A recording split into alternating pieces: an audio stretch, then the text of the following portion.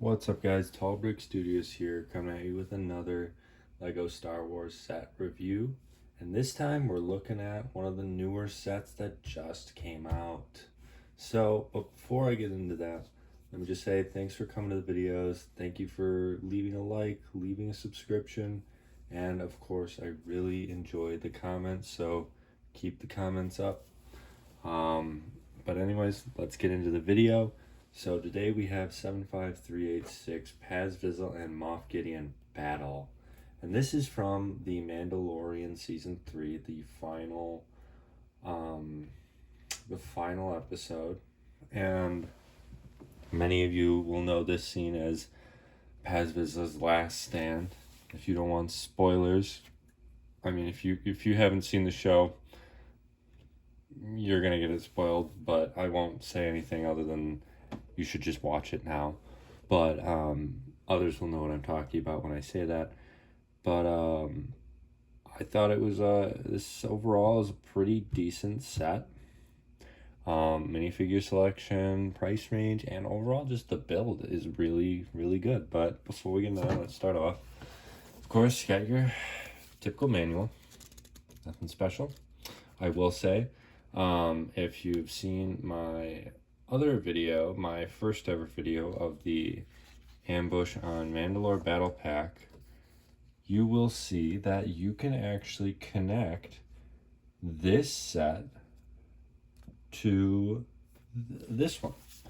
And Lego Star Wars generally doesn't do that. So I think that's a really cool design feature that they put in, and I hope they do more of it. But before I get more into the build, let's go into the figures. So let's start off with our two unnamed characters, and these are the Praetorian Guards. Now, in the show, we get 3 of them. Unfortunately, Lego decides to cheap out on us, although the set being $40 is not so cheap, but they are still pretty nice figures. As you can see, they're both the same other than their weaponry. So this guy has a double-sided kind of weapon, like the purple on the ends. It's very accurate. As you can tell, Lego again cheaped out and gave us once again printed waist capes. And I can't do without I really need the waist capes. It just makes the figure so much better, instead of just printing on the side. And you'd think they're saving money, but the price of the sets are always going up. Like this current wave that just came out in August and summer, oh my god, Lego is on another level. I don't know who is deciding the prices of these sets, but some of them, when I get to the review, I'm going to rip it a new one just because it's outrageous. But getting sidetracked, back onto these beautiful figures. So these is the first time we see these types of Praetorian Guards. Now, it has a red head, very interesting. It doesn't really have any back printing too significant, but overall the helmet is a pretty cool design. The overall figure, very nice. And I will just show you the weaponry of this guy. It's kind of like a bat, but overall, as you can see, it's the same as the other one. So overall, really cool figures. And then we're gonna get into the main hero of the show, or of the scene, I should say, Paz Vizsla. And now this is the second Paz Vizsla we've ever gotten. The first one came out in the Mandalorian Armorer's Forge. So this guy, he does have different printing, and he does get a new gun versus the first one. And I will do a comparison video on the two figures in a later video, so stay tuned for that. But overall, it's a very nice figure. The gun is very cool. As you can see, I'll turn it to the side, or let me just take the gun. There we go. As you can see, he's got really nice body printing all the way down. Like the helmet is very nice. The chest piece that goes around him, like Wrecker, very nice. It's seamless printing from torso to legs, so you don't even, and to toes even. It's got toe printing, which is crazy.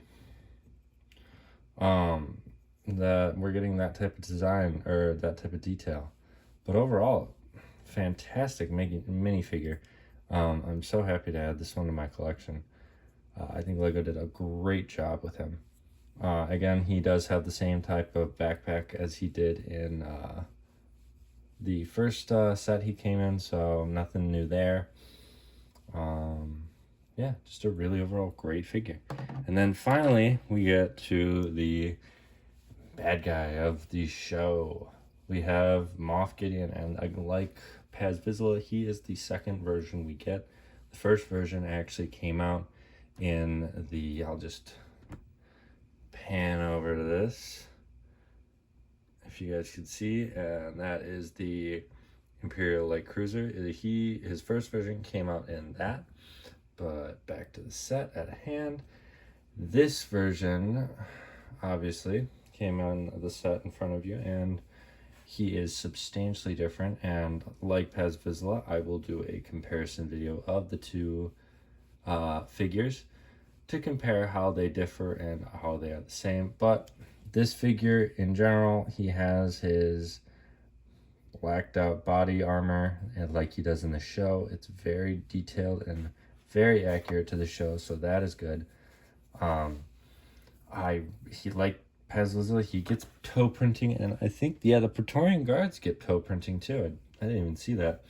It's not something you notice really until you look at it really close, but yes, and like the one from the Imperial Light Cruiser, he has a double-sided face. But unlike in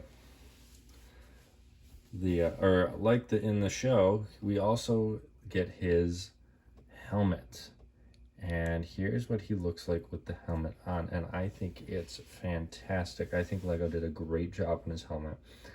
He looks very cool with those head spikes on, and the backpack, or the jetpack, I should say, that is a jetpack. I think they did a fantastic job with him overall.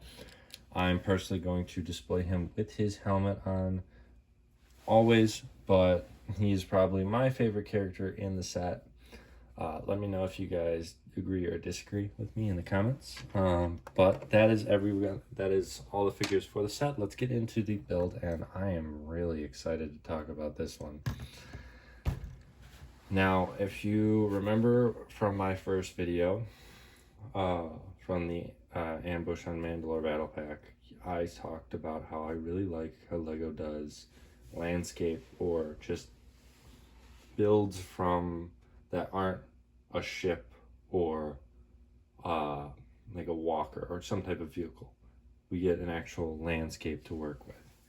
So, and in this case, we get the gate that Vizsla is sacrificing himself in front of to save all the others.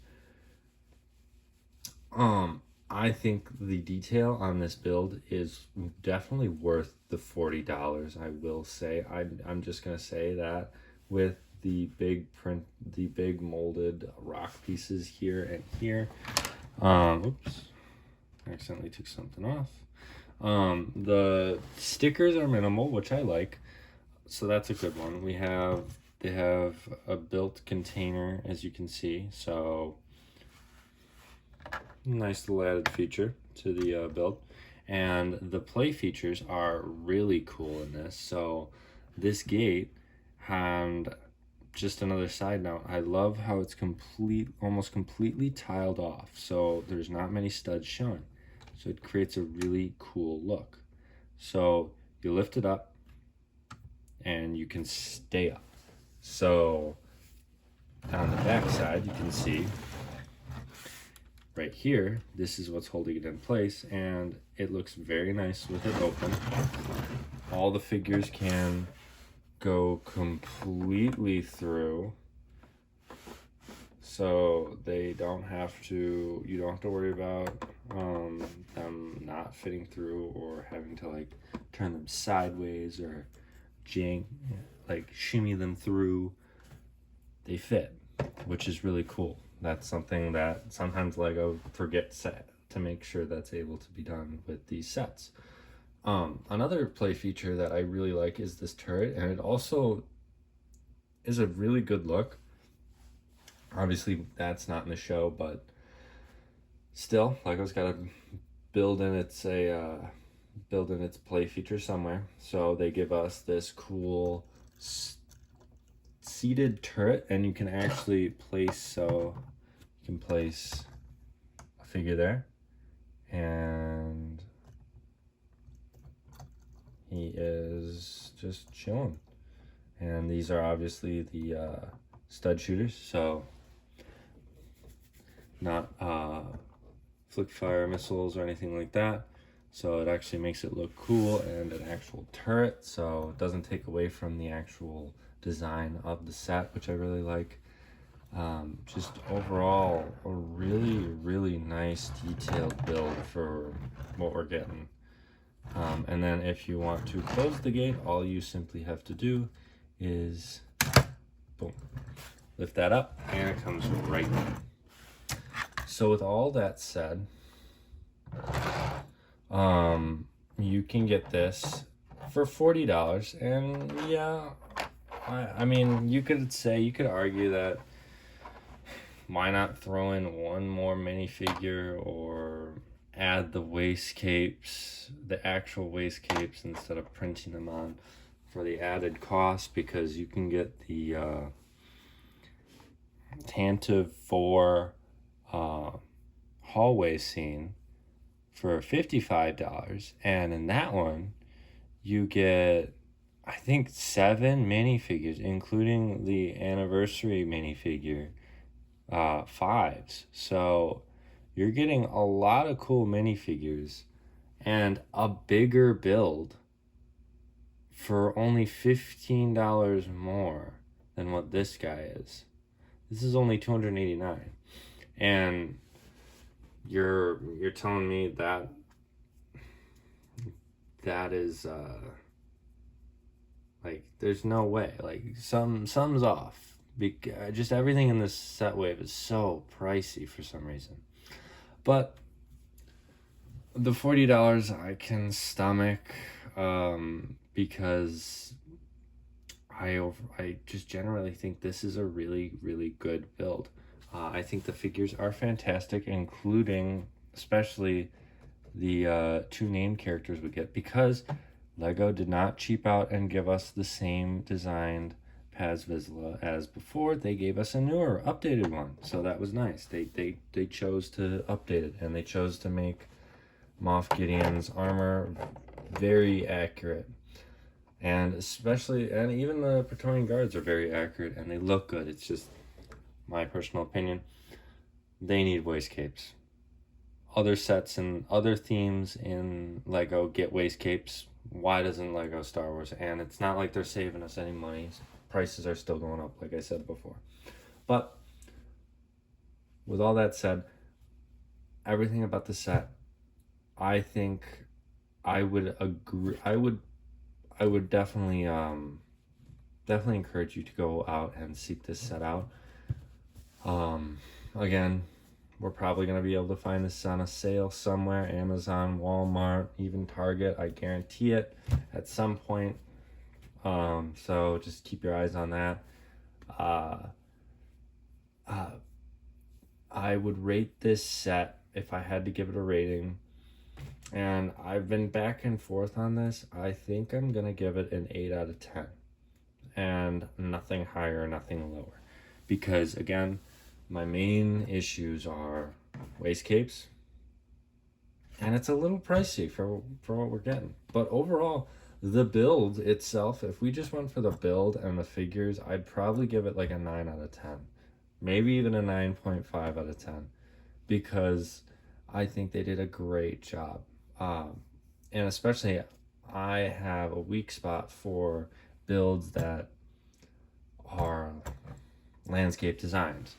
So it's actual, like, you can put the figures, and you can, like, it's almost like you can build onto it too. You can add to the build. It's not like a ship where you can add to the ship. The ship is done.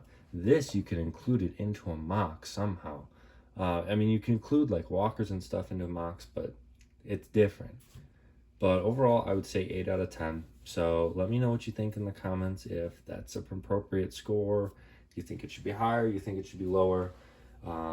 Whatever you want. Leave a comment on the review. But I would definitely say, yeah, you should definitely pick this one up. This is a cool one to add to your collection, because all of these figures are exclusive in their own right. They are not the same as any other previous figures out there. But with that being said, that is it for this review video of 75386 Pez, Vizsla, and Moff Gideon battle. And before you go, please remember, it would mean a lot to me if you hit that subscribe button, and stay tuned for the next video. Thank you, and have a wonderful day.